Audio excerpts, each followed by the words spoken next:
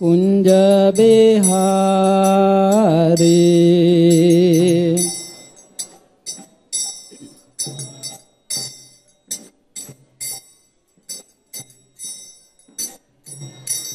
जय राधा माधव कुंज बिहारी।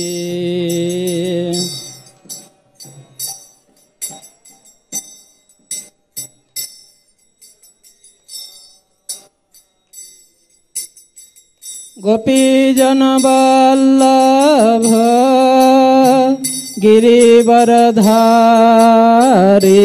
जय गोपीजन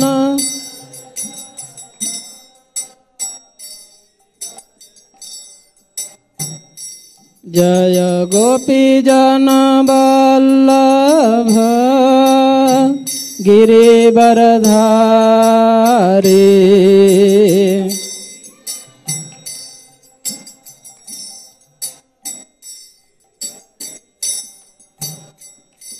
जय यशोदानंदन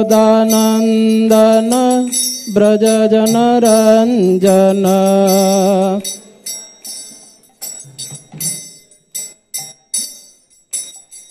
यशोदानंदन ब्रज जनरंजन।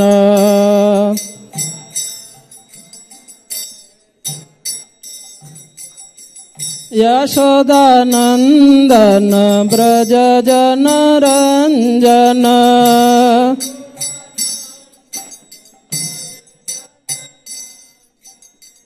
यमुना तीर वनचारी।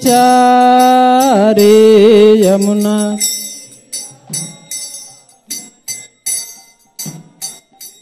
जय राधा माधव कुंज बिहारी।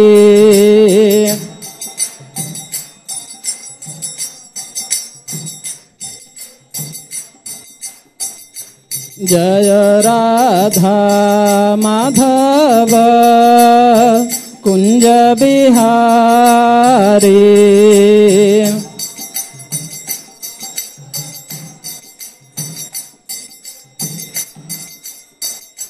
जय गोपीजन वल्लभ जय गिरिवरधारी। जय गिरिवरधारी। जय गोपीजन वल्लभ जय गिरिवरधारी। जय गिरि जय यशोदानंदन ब्रज जनरंजन।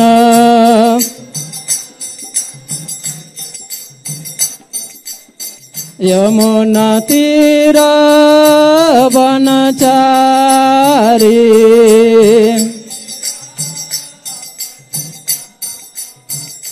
जय राधा माधव कुंज बिहारी।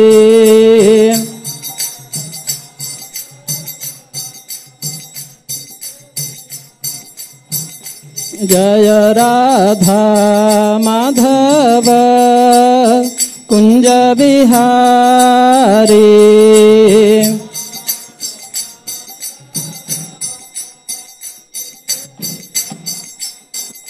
हरे कृष्ण कृष्ण कृष्ण हरे हरे हरे राम राम राम हरे हरे।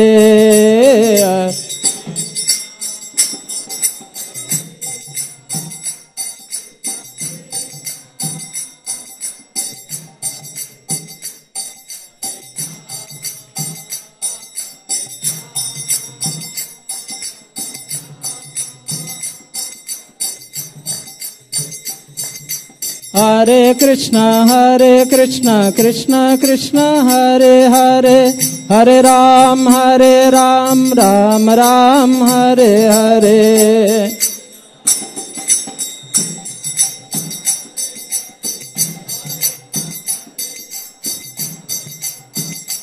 हरे कृष्णा कृष्णा कृष्णा हरे हरे, हरे राम राम राम हरे हरे।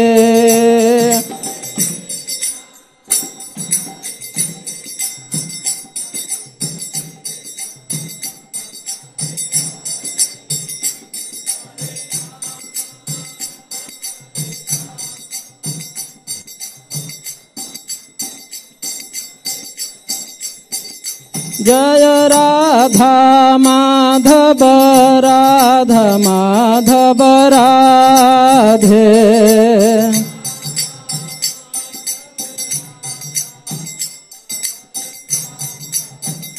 जय राधा पार्थ सारथी राधा पार्थ सारथी राधे,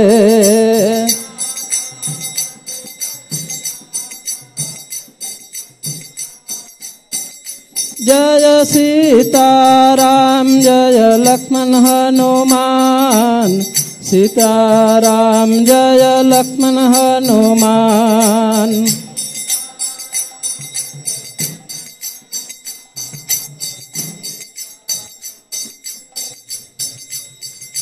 जय प्रहलाद नरसिंह जय प्रहलाद नरसिंह, प्रहलाद नरसिंह जय प्रहलाद नरसिंह।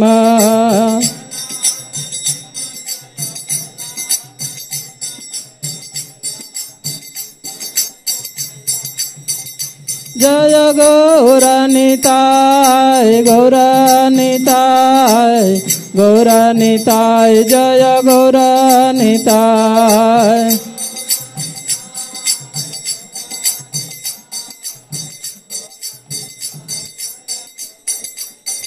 जय जय प्रभुपाद प्रभुपाद प्रभुपाद प्रभुपाद जय जय प्रभुपाद।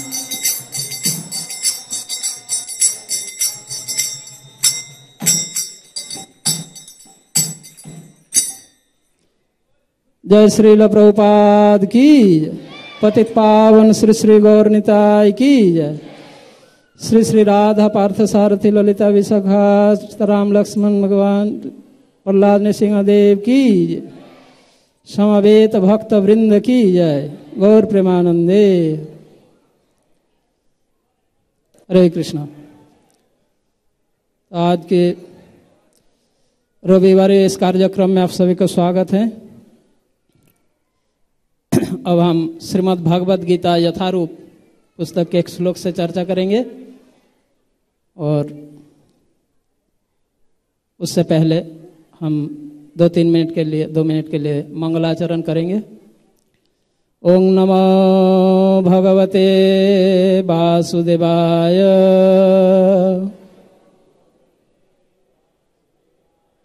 ओम नमो भगवते वासुदेवाय,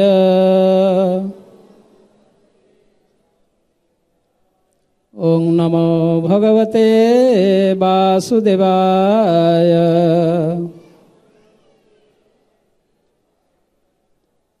नमों विष्णुपादाय कृष्णप्रेष्ठाय भूतले श्रीमते भक्तिवेदांत स्वामिनिति नामिने। नमस्ते सरस्वती देवे गौरवाणी प्रचारिणे, निर्विशेष शून्यवादी पाश्चात्य देश तारिणे। वाञ्छाकल्पतरुभ्यश्च कृपा सिन्धुभ्य एव च पतितानां पावनेभ्यो वैष्णवेभ्यो नमो नमः। हे कृष्ण करुणा सिन्धो दीनबन्धो जगत्पते गोपेश गोपिकाकान्त राधाकान्त नमस्तुते। तप्त कांचन गौरांगी राधे वृंदावनेश्वरी वृषभानुसुते देवी प्रणमामि हरिप्रिये। जय श्री कृष्ण चैतन्य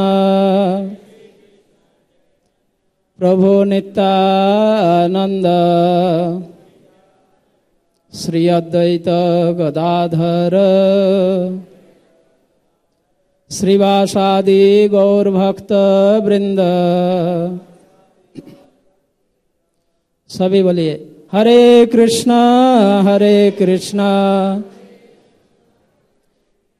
कृष्णा कृष्णा हरे हरे हरे राम राम राम हरे हरे। जय हरे कृष्ण महामंत्र की।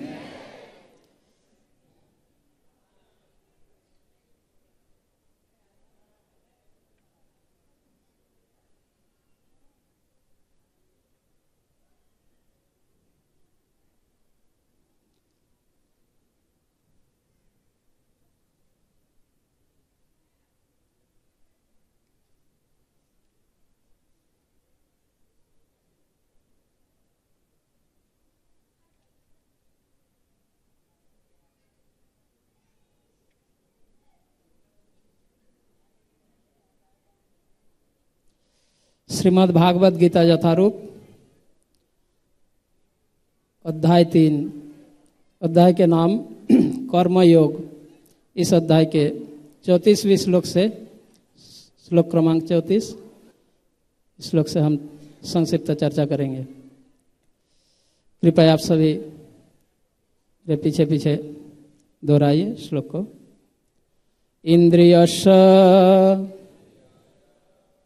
इंद्रियस्य अर्थे रागदेशो व्यवस्थितो। इंद्रियस्य अर्थे रागदेशो व्यवस्थितो। तयोर्न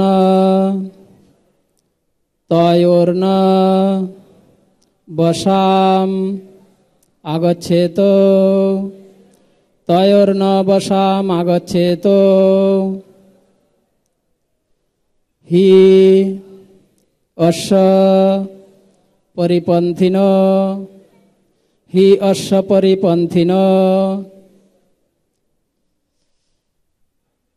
क्लास के बाद सभी के लिए प्रसाद है, ठीक है।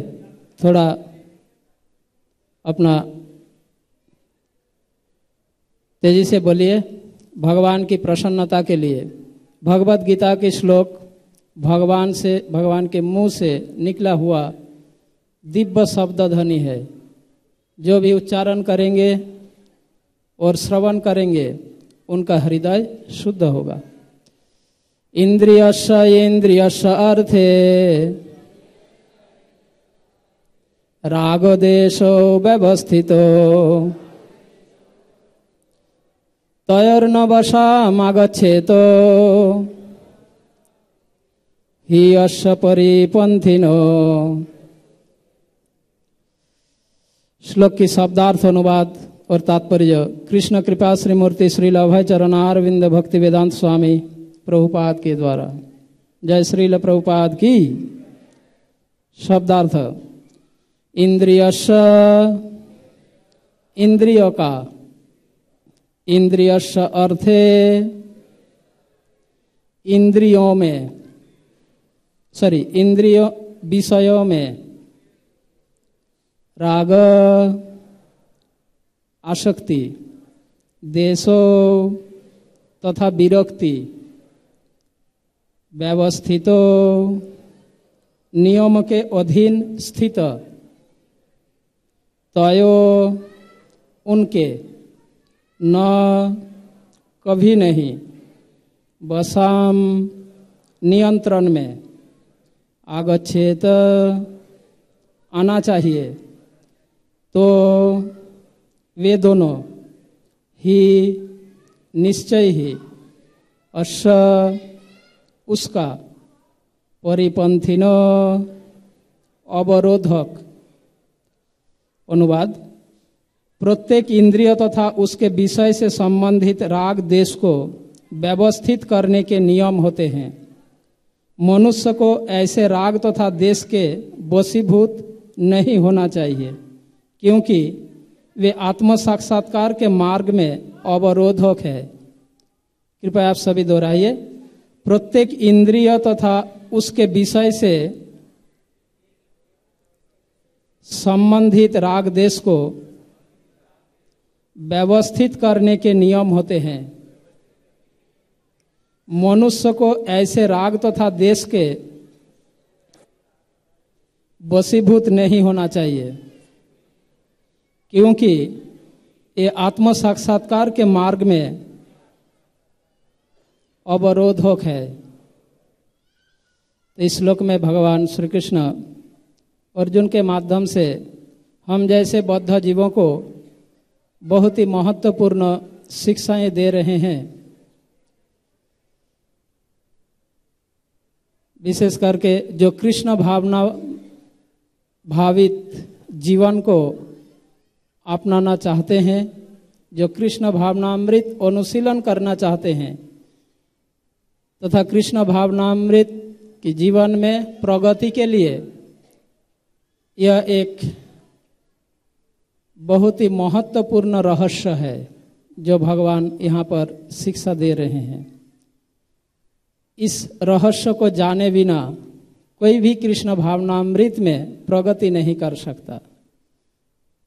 भगवान का उपदेश शिक्षाएं यहाँ पर यह है,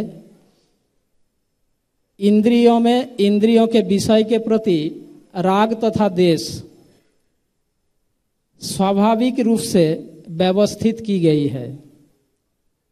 हमारे इंद्रियों में 5 इंद्रियां हैं और 5 इंद्रियों के 5 विषय है। 5 इंद्रियां क्या क्या है? आँख, कान, नाक, जीभ, त्वचा।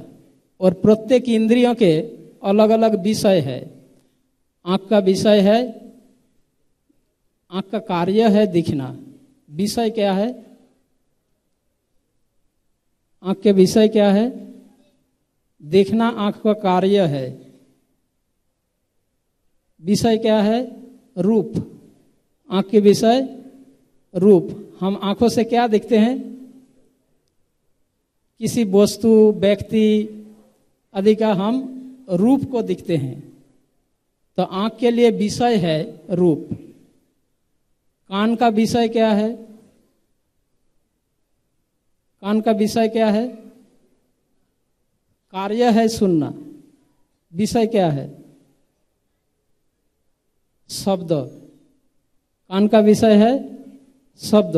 तो वैसे ही 5 इंद्रियों के 5 विषय होते हैं, रूप, रस, गंध, शब्द और स्पर्श। और इंद्रियों में इन विषयों के प्रति स्वाभाविक रूप से राग और द्वेष भाव व्यवस्थित की गई है। और इंद्रियों में यह राग और द्वेष भाव नहीं होता तो इंद्रियों का कोई महत्व भी नहीं होता, है ना। इंद्रियों में अगर राग और द्वेष भाव नहीं होता तो इंद्रियों का कोई महत्व भी नहीं है। यह राग और द्वेष, इसका मतलब यह है, हमारी इंद्रियों को जिन विषयों को प्रिय लगता है उन विषय के प्रति हमारी इंद्रियां राग प्रकट करता है ना। राग मीन्स आसक्ति। यानी उन विषय को हमारे इंद्रिय स्वीकार करता है। एक्सेप्ट और रिजेक्ट, इस संसार में सामान्य रूप से प्रत्येक व्यक्ति इंद्रियों की प्रियता तथा अप्रियता के आधार पर विषयों को स्वीकार करते हैं तथा त्याग देते हैं, है ना। सामान्य रूप से हमें जो प्रिय लगता है वो हम स्वीकार करते हैं और जो हमें अप्रिय लगता है उन विषयों को हम त्याग देते हैं। यानी हम विषय को स्वीकारना और त्यागना यह हमारी प्रियता और अप्रियता के आधार पर हम करते हैं। इंद्रियों की प्रियता और अप्रियता के आधार पर हम विषयों का स्वीकार और त्याग देते हैं, है ना। भगवान यहाँ पर शिक्षा दे रहे हैं, तयोर्न वशाम आगच्छेत, वे प्रियता और अप्रियता के वश में नहीं आना चाहिए। प्रियता और अप्रियता के वश में कभी नहीं आना चाहिए। जो व्यक्ति इंद्रियों की प्रियता और अप्रियता के वश में आकर विषयों को स्वीकार करते हैं तथा त्याग देते हैं, वे कभी कृष्ण भावनामृत के जीवन में प्रगति नहीं कर सकता। वे कृष्ण भावना भावित नहीं बन सकता। कृष्ण भावनामृत में प्रगति के लिए वे अत्यंत बड़ा बाधक है, अवरोधक है। तयोर्न वशाम आगच्छेत ही अश्व परिपंथिनो, वे निश्चय ही अवरोधक है। तो भक्ति जीवन में प्रगति का यह रहस्य है। जो व्यक्ति प्रियता तथा अप्रियता के आधार पर विषय को न तो स्वीकार करता है और न ही त्याग देता है, हम वही चीजें देखते हैं जो हमें अच्छा लगता है। उन चीजों को हम नहीं देखते जो हमारी आंखों को अच्छा नहीं लगता हो, है ना। हम उन्हीं शब्द तथा ध्वनि को सुनते हैं जो हमारे कान को प्रिय लगता है, पर जो हमारे कान को प्रिय नहीं लगता उन शब्दों को हम नहीं सुनते। जो हमें खाने में टेस्ट लगता है उसको हम स्वीकार करते हैं। इस प्रकार से प्रियता और अप्रियता के आधार पर हम विषयों को स्वीकार करते हैं और त्याग देते हैं। भगवान की शिक्षाएं यह है, नहीं, हमें प्रियता और अप्रियता के आधार पर हमें न स्वीकारना चाहिए और न ही त्याग देना चाहिए। अगर हम भक्ति जीवन में, आध्यात्मिकता में प्रगति करना चाहे तो भगवान की शिक्षाओं को हमें समझकर अपने जीवन में इन शिक्षाओं को पालन करना होगा। तो हमें किसके आधार पर विषय को स्वीकार करना है और त्याग देना है, यह प्रश्न है। किसके आधार पर हमें विषय को स्वीकार करना चाहिए और त्याग देना चाहिए? जो साधु शास्त्र तथा आचार्य द्वारा, भगवान द्वारा अनुमोदित है तथा जो हमारे आत्म कल्याण के लिए उपयोगी है, जो आत्मा के लिए कल्याणकारी हो, चाहे वो हमें अच्छा नहीं भी लगे तो भी हमें स्वीकार करना चाहिए। और अगर वह विषय हमारे आत्मा के कल्याण के लिए बाधक है, आत्म कल्याणकारी नहीं है, तो वो कितना ही अच्छा क्यों ना लगे, हमें उसे स्वीकार नहीं करना चाहिए। यह भगवान की शिक्षा है। श्रील प्रभुपाद भगवान की शिक्षाओं को विस्तृत रूप से व्याख्या किए हैं। हम पहले प्रभुपाद के द्वारा की गई व्याख्या को 2-3 मिनट प्रभुपाद के तात्पर्य पढ़ेंगे। जो लोग कृष्ण भावना भावित हैं वे स्वभाव से भौतिक इंद्रिय तृप्ति में रत होने में झिझकते हैं।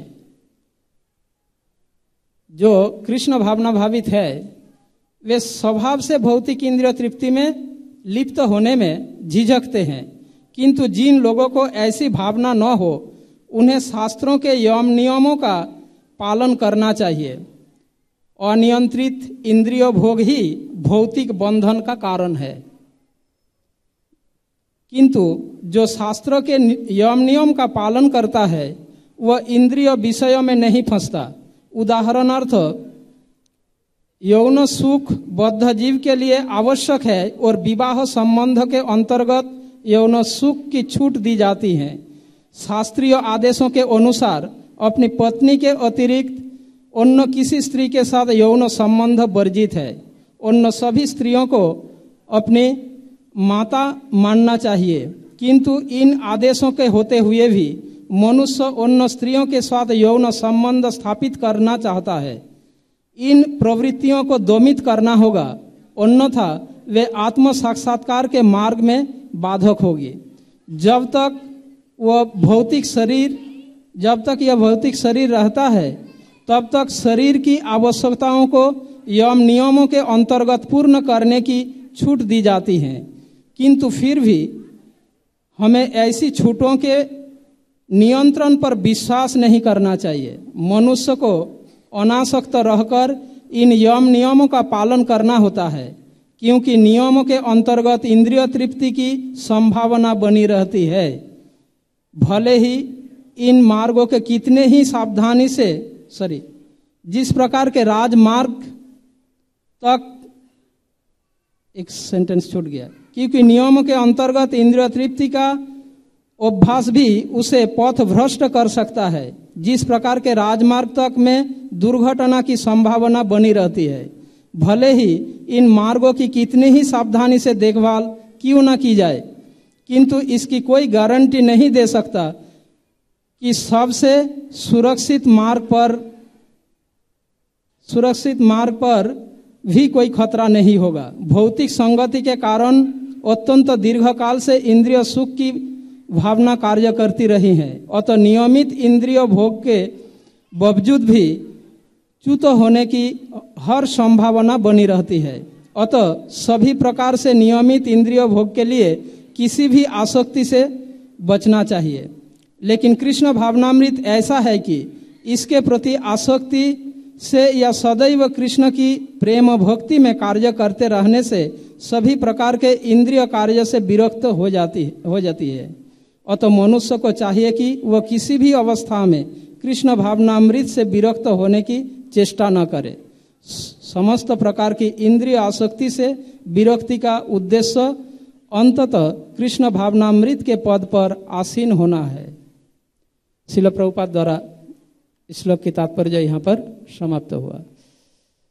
तो इस श्लोक में श्रील प्रभुपाद भगवान की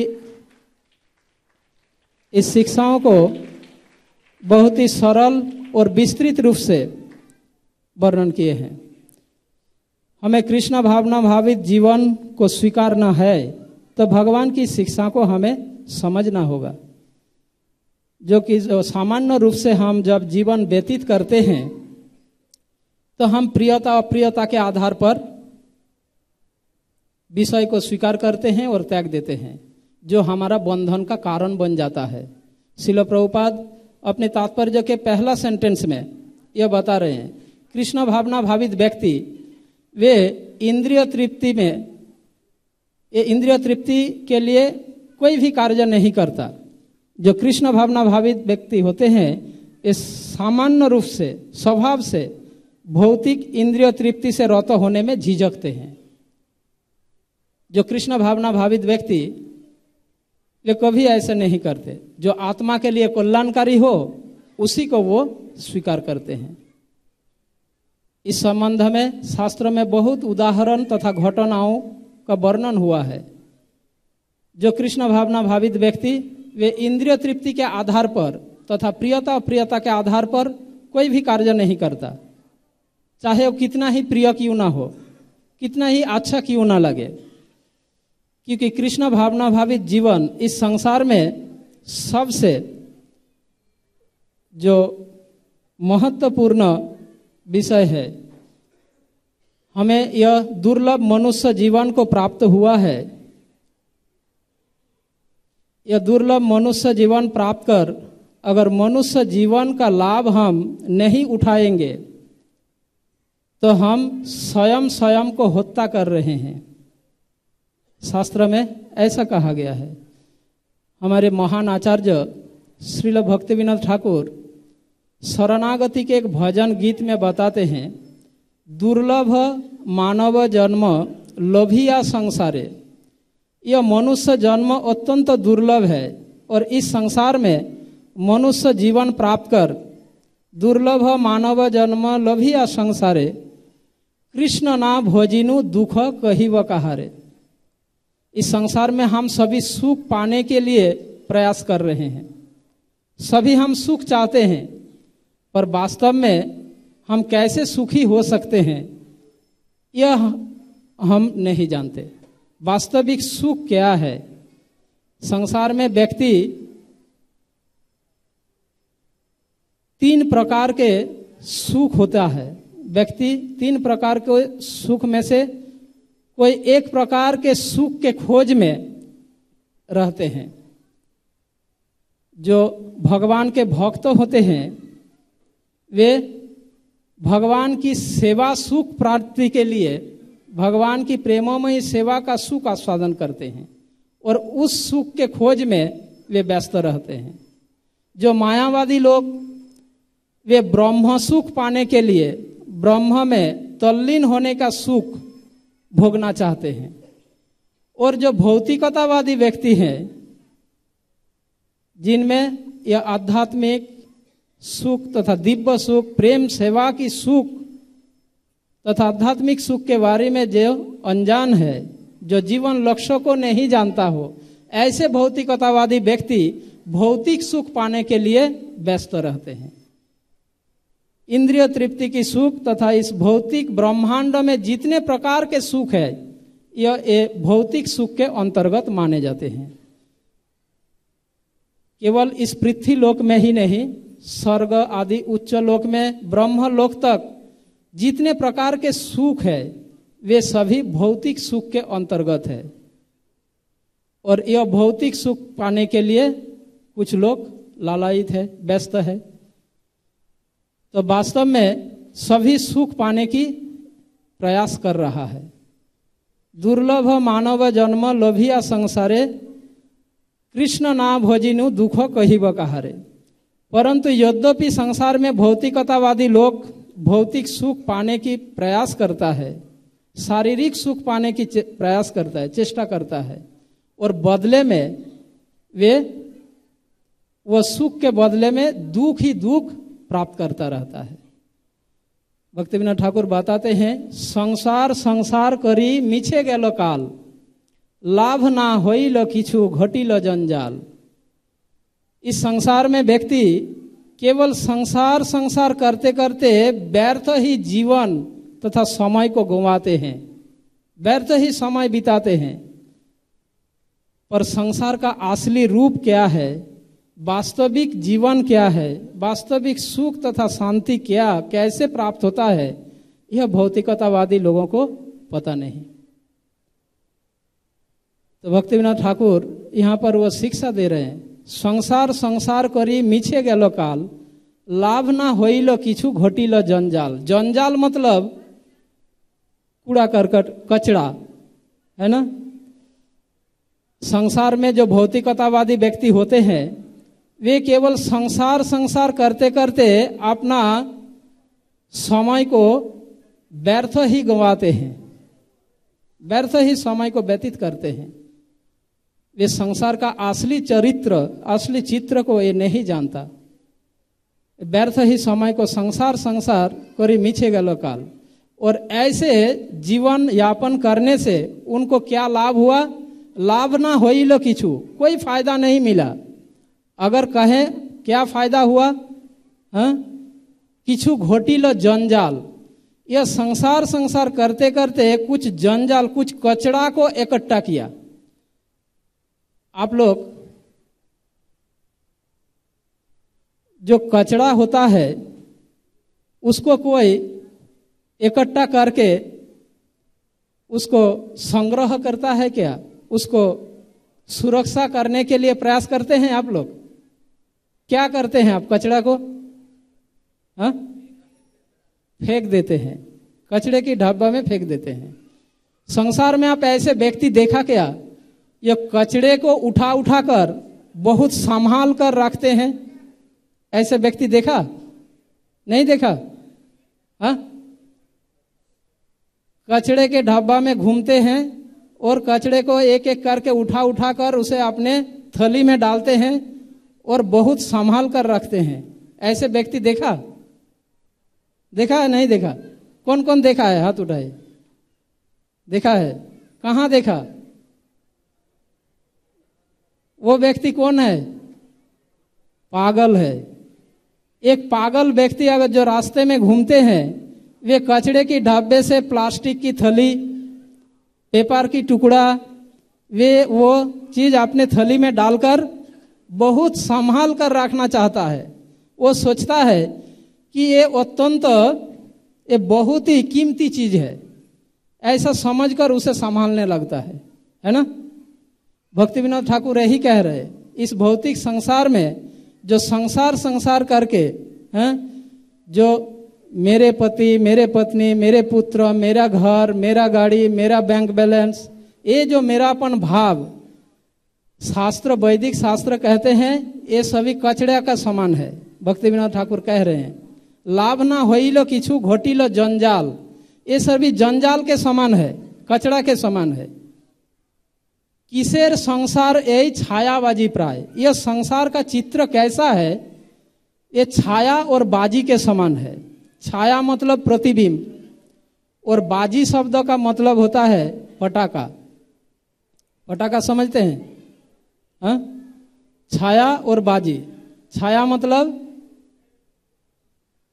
प्रतिबिंब और बाजी मतलब पटाखा। जैसे दीपावली में आप पटाखा फोड़ते हैं, है ना, पटाखे फोड़ते हैं ना। इस भौतिक संसार को भक्ति विनोद ठाकुर ने छाया और बाजी, ये प्रतिबिंब और पटाखे के साथ तुलना किया है।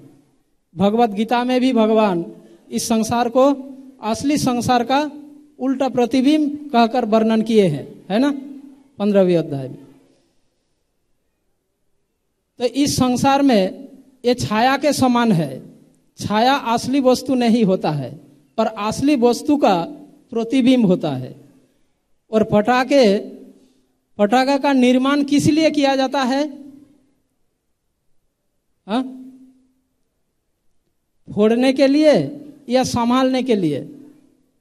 पटाखा का निर्माण किस लिए किया जाता है? यानी पटाखा का निर्माण हुआ, तैयार हुआ, इसका अर्थ ये किस काम के लिए आएगा? फोड़ेगा, डिस्ट्रॉय करने के लिए। तो यह भौतिक संसार भी ऐसे पटाखा के समान है। कोई भी व्यक्ति, यहां तक कि एक बच्चा भी पटाखा फोड़ने से मजा लेता है। पटाखा फोड़ने से ये शोक या दुख नहीं करता। किसी भी बच्चे को आपने देखा है क्या कि पटाखा फोड़ने के बाद वो रोता रहा, मेरा पटाखा फोड़ गया, मेरा पटाखा फोड़ गया, ऐसा कहकर वो रोने लगा? ऐसा देखा क्या? बल्कि पटाखा फोड़ने से वो मजा लेता है ना। और हम एक बच्चे से भी अधिक मूर्ख और बेवकूफ है। ये भौतिक संसार पटाखे जैसे जब हमसे कुछ खो जाते हैं, डिस्ट्रॉय होता है, हमसे दूर हो जाता है, हम रोने लगते हैं।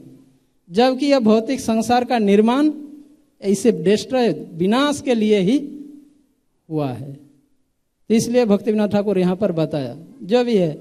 तो भगवान यहाँ पर यह शिक्षा दे रहे हैं, यद्यपि हम सुख तो चाहते हैं, पर हमें इस प्रयास से हमें कभी सुख नहीं मिलेगा जब तक हम भगवान की शिक्षाओं को अपने जीवन में पालन नहीं करेंगे।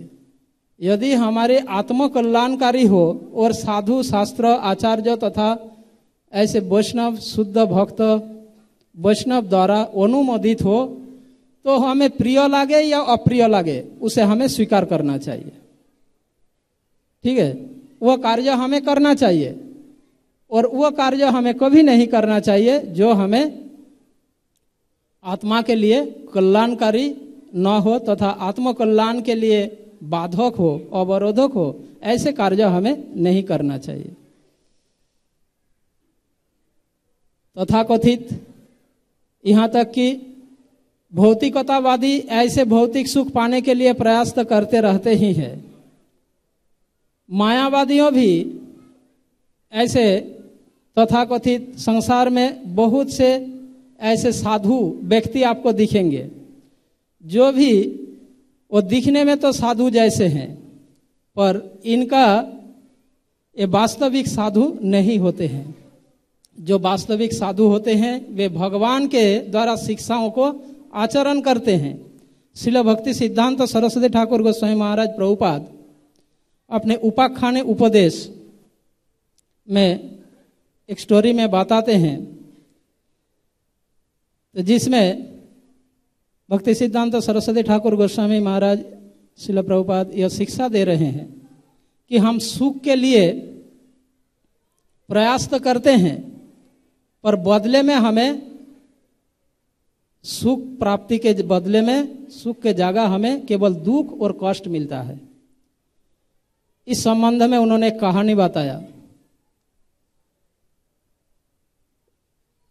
उत्तरांचल में, भारत के उत्तरांचल में हरिद्वार, ऋषिकेश ऐसे स्थानों में ऐसे तथाकथित कुछ साधु व्यक्तियों को देखा जाता है जो वैसे दिखावटी अजाचक वृत्ति अवलंब करते हैं। दिखावटी अजाचक वृत्ति अवलंब करते हैं। अजाचक वृत्ति यानी वे किसी से कुछ मांगते नहीं, किसी से कुछ याचना नहीं करता, पर दिनांत में, दिन के अंत में, शाम के समय ये रोड के पास खड़े हो जाते हैं और खड़े होकर वे भगवान से पुकारने लगते हैं।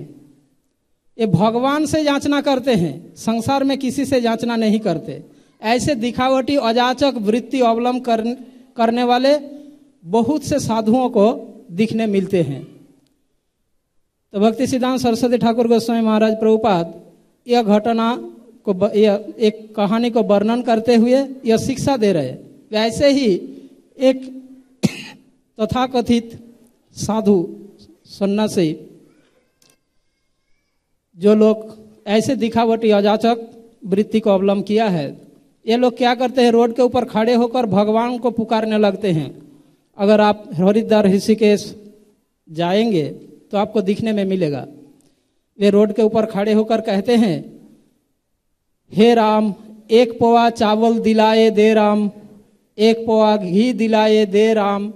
यानी ये भगवान श्री राम जी से याचना करते हैं कि चावल उन्हें प्राप्त हो जाए, आटा प्राप्त हो जाए, घी प्राप्त हो जाए, ऐसे।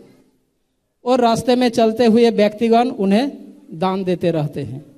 ऐसे ही एक तथाकथित साधु रास्ते में चलते समय, ये चलते चलते बहुत थक गया था, बहुत ही थक गया था, ठीक है।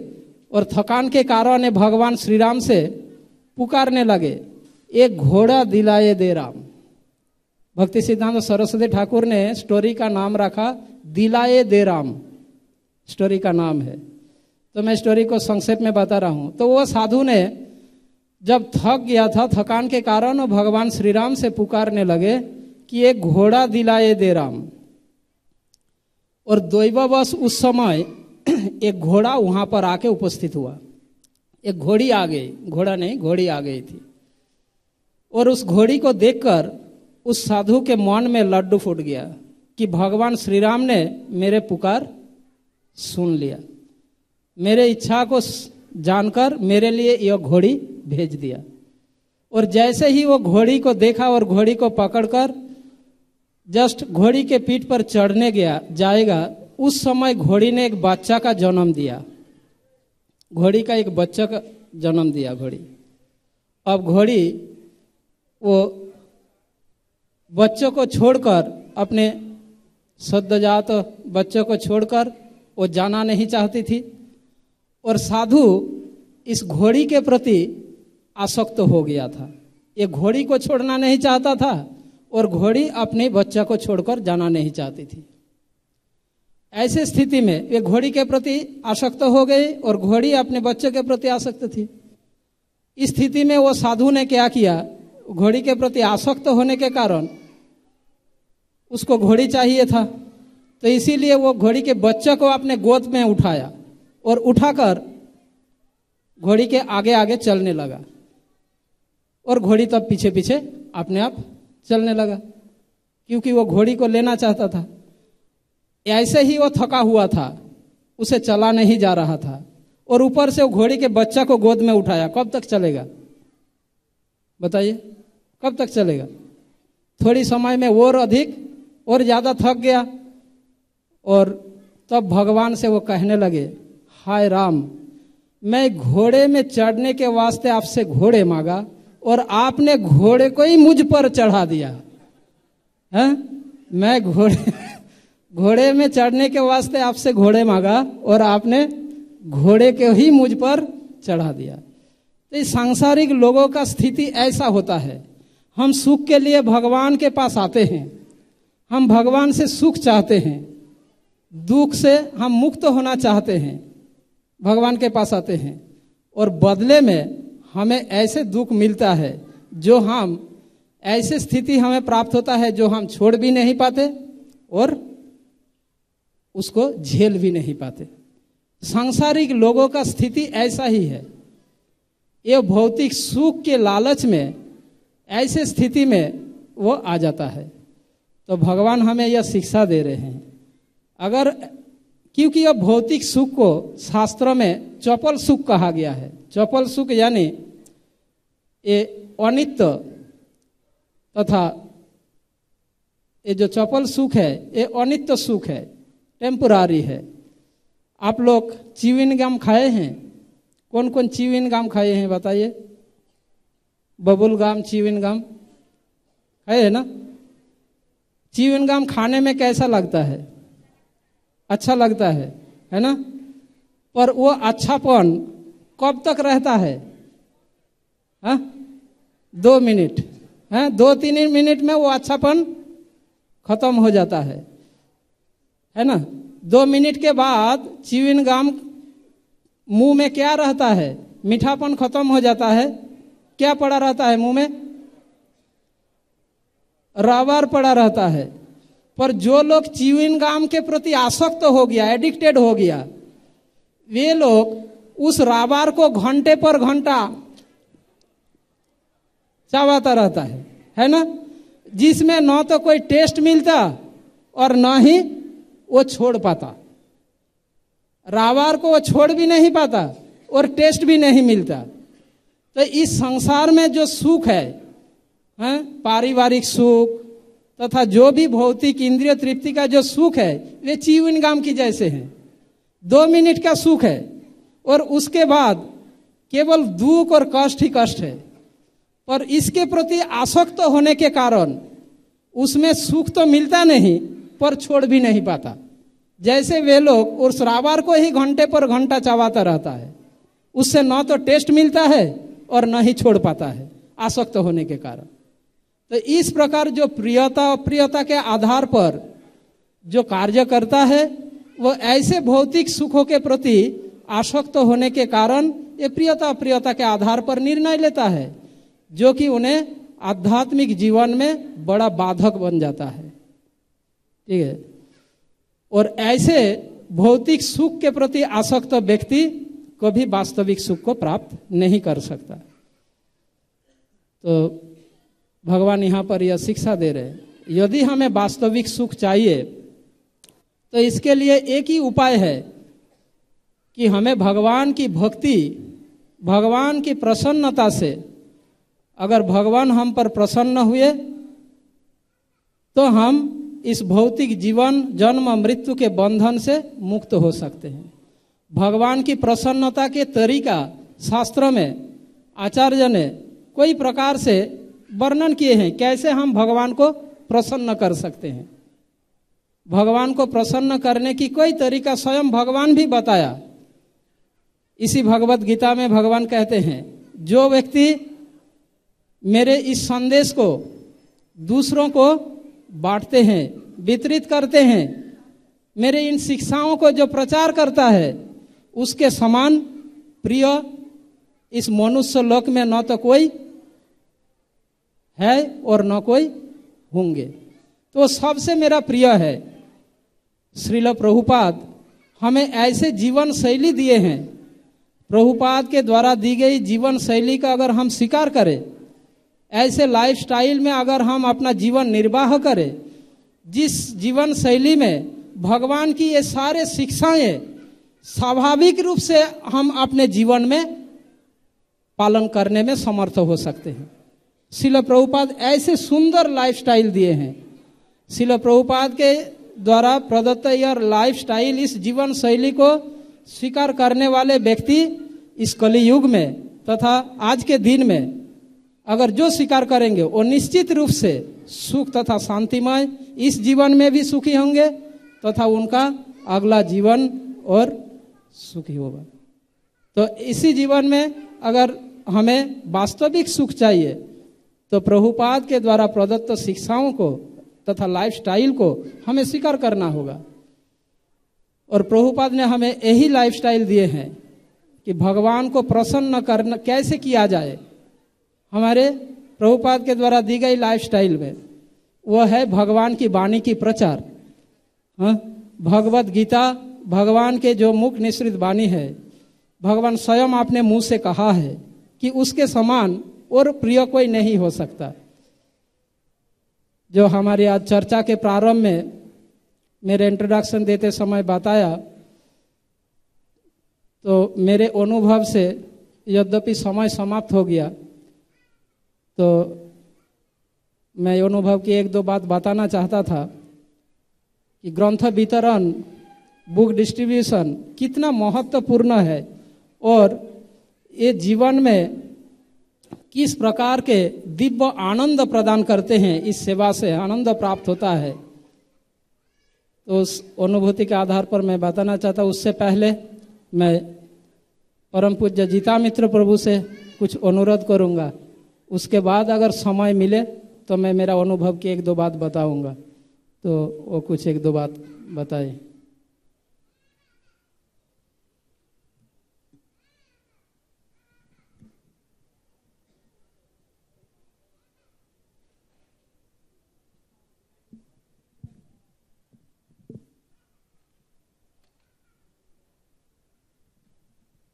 हरे कृष्णा, बहुत बहुत धन्यवाद। तो प्रभु जी ने बहुत अच्छी श्लोक की व्याख्या की है। इस श्लोक में भगवान ने बताया है कि दो परिपंथी हैं, राग और द्वेष, दो परिपंथी हैं। पंथी का मतलब होता है यात्री और परिपंथी का मतलब होता है जो यात्रा में विघ्न डाले, उसे परिपंथी बोलते हैं। तो हर्ष से परिपंथिनो, राग और द्वेष ये दो जो है हमारी यात्रा में विघ्न डालने वाले हैं। और यात्री कौन है? हम। और यात्रा कहाँ की कर रहे हैं? जंगल की। और इस संसार क्या है? जंगल है। संसार रूपी जंगल में हम एक यात्री हैं जो कि यात्रा कर रहे हैं।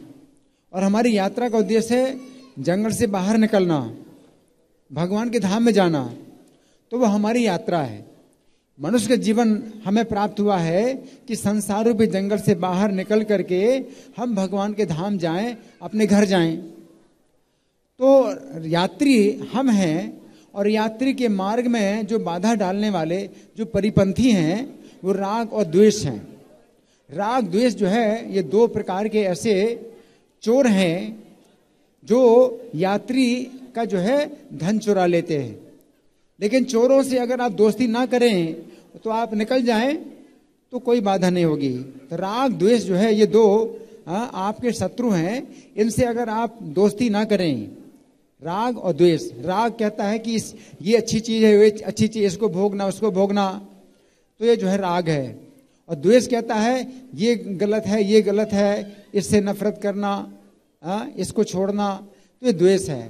तो ये दोनों ही जो है हमारी यात्रा में बाधक हैं, हमारे लक्ष्य को भुला देंगे और संसार रूपी जंगल में भटका देंगे। तो राग द्वेष जो है ऐसे हैं कि जो आपके रास्ते में मिलते हैं और आप यात्री हैं, पंथी हैं। तो इन परिपंथियों से आप जो है इनके बस में ना आए, इनके जो है संगति ना करें, इनसे मित्रता ना करें, इनके चक्कर में ना पड़ें, इनकी आज्ञा का पालन ना करें।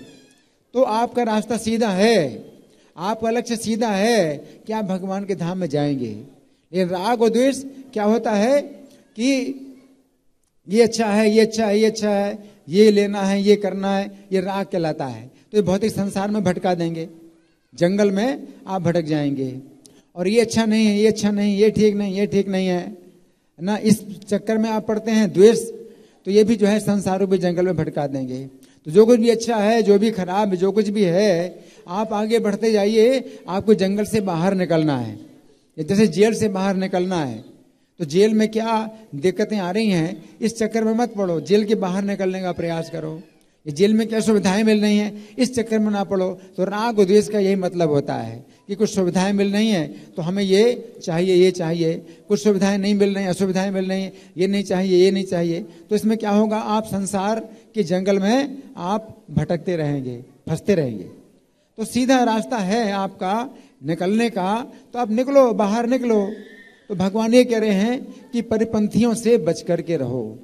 ये परिपंथी क्या है, ये आपसे दोस्ती करेंगे और आपका सामान चुरा लेंगे। और आपका सामान क्या है, यात्रा में जो सबसे जो जरूरी सामान होता है वो होता है ज्ञान। जो भगवान का ज्ञान है, लक्ष्य का ज्ञान है कि आपको किस लक्ष्य में जाना है, भगवान के धाम में जाना है, तो वो उस ज्ञान को हरण कर लेंगे। इस ज्ञान को हरण कर लेंगे तो अब संसार जंगल में आप भटकते रहेंगे। तो भगवान ये कह रहे हैं कि राग और द्वेष के बस में नहीं होना चाहिए। हरे कृष्णा।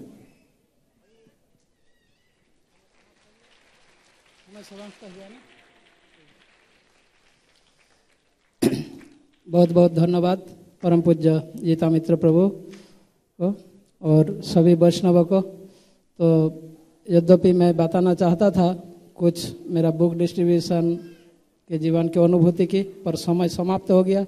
अगर आप चाहे तो मैं एक दो घटना बता सकता हूँ, और नहीं तो यहाँ पर समाप्त रखते हैं।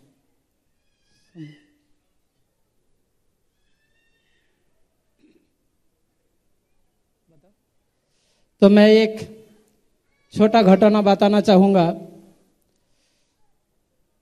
अभी प्रभु जी ने बताया कि हमारे लक्ष्य है भगवान धाम में जाना, तो परिपंथी से हमें मित्रता नहीं करना चाहिए। जो हमारे मार्ग में बाधक है उससे हमें मित्रता नहीं करना चाहिए। इसी पॉइंट के आधार पर मैं ग्रंथ वितरण सेवा में जब मैं नियोजित था, बस इसी से संबंधित मैं एक घटना बताना चाहूँगा। एक बार मैं ग्रंथ वितरण कर रहा था, वो जगह था भारत के पूर्व प्रांत अरुणाचल प्रदेश। अरुणाचल प्रदेश में वहाँ पर मैं बिग बुक डिस्ट्रीब्यूशन कर रहा था। मैं काफ़ी समय तक भारत के पूर्व प्रांत में बुक डिस्ट्रीब्यूशन किया। आसाम, मेघालय, नागालैंड, अरुणाचल, त्रिपुरा, करीबन 5-7 साल तक उन प्रांत में मैंने बुक डिस्ट्रीब्यूशन किया था।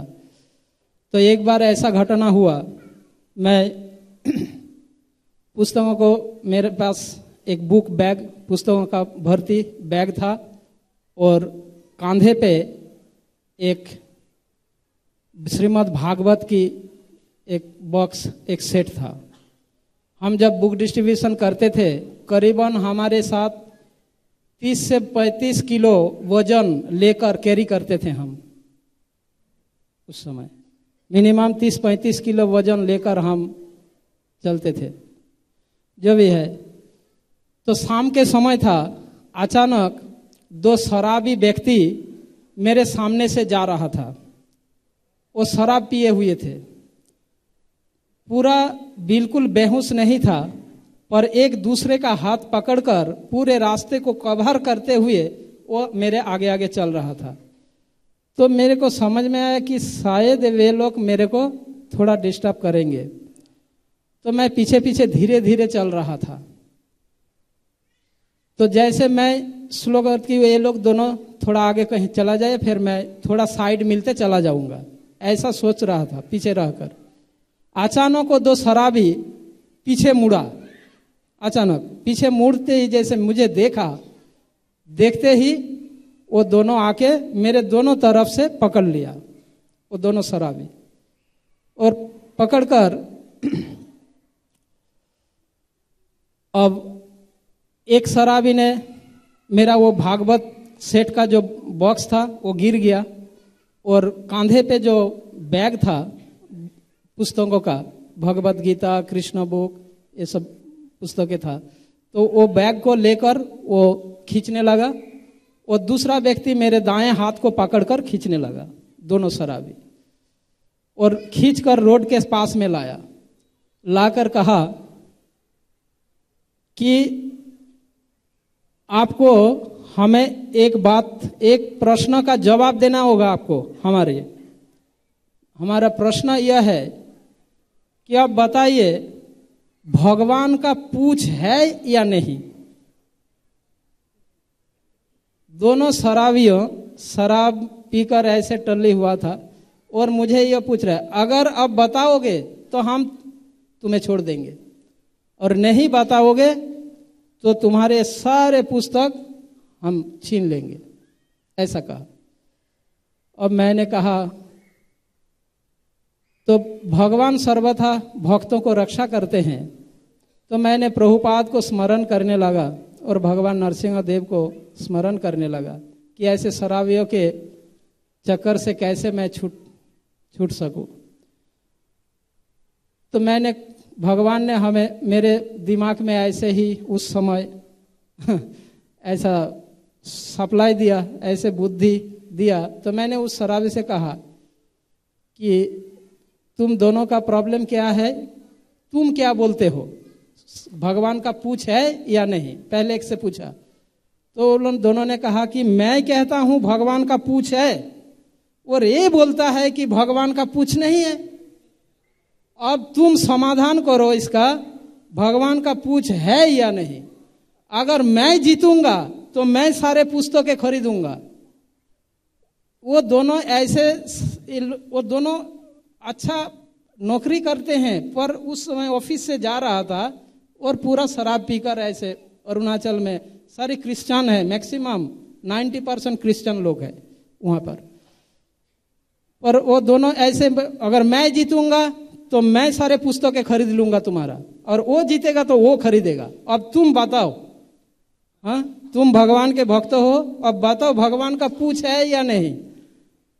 अब मैंने देखा तो ये अच्छा मौका है किसी ना एक तो जीतेगा, मैं किसी को और।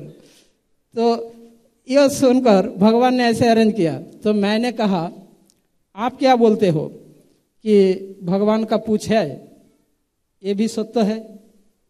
तो दूसरा बोला, कैसे, भगवान का पूछ थोड़ी होता है? मैंने कहा, हाँ, भगवान जब बराह रूप में आए थे तो भगवान का पूछ था ना? तो उन्होंने कहा, हाँ, तब तो था। जब मछली रूप में थे तब भी तो पूछ था, और जब राम रूप में आए, कृष्ण रूप में आए, तब तो भगवान का पूछ नहीं था।